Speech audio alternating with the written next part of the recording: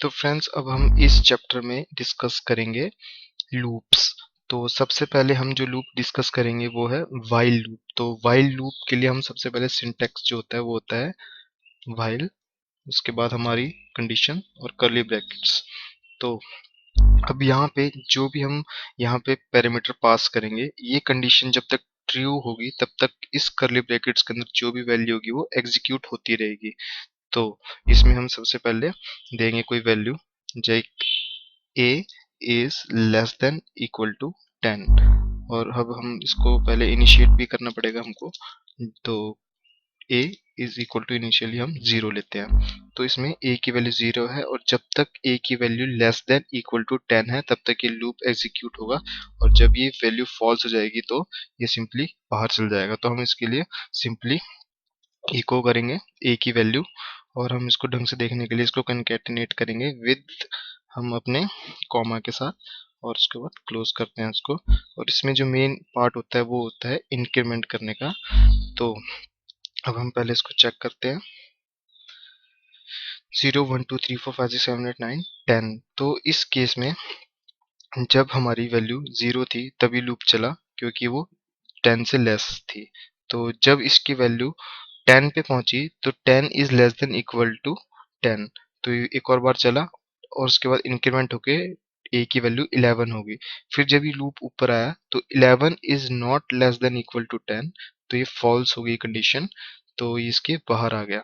तो अगर हम इसके बाहर अगर इसको वैल्यू चेक करें, हम इसकी सिंपली a की इको इको a, तो इसकी वैल्यू 11 आएगी। देखते हैं 11। तो हम अब लूप्स के अंदर हम कोई भी कंडीशन लगा सकते हैं, जैसे हम इफ एल्स स्टेटमेंट भी इस लूप के अंदर लगा सकते हैं। तो इफ एल्स स्टेटमेंट जब हम इस लूप के अंदर लगाते हैं तो उसका भी एक पर्पस होता है, वो भी आपको मैं बताता हूँ।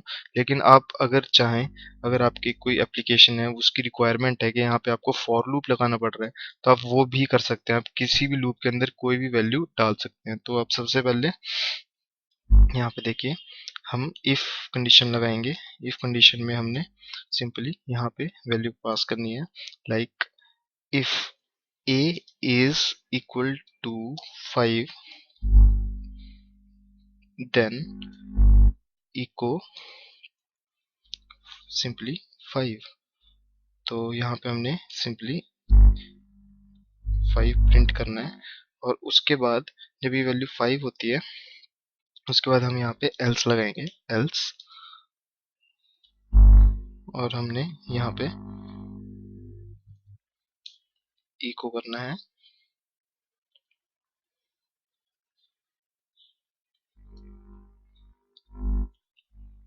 a की वैल्यू, और उसके बाद उसको इंक्रीमेंट कर देना है। तो अब हम इसको चेक करते हैं,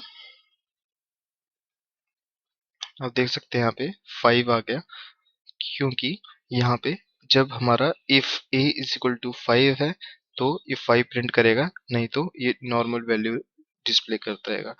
इस वाइल लूप में सबसे मेन पार्ट जो होता है वो होता है इंक्रीमेंट।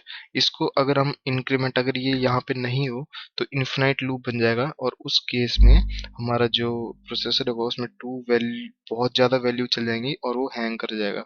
तो इसके लिए हमको इंक्रीमेंट करना पड़ता है, इसलिए बहुत इंपॉर्टेंट है।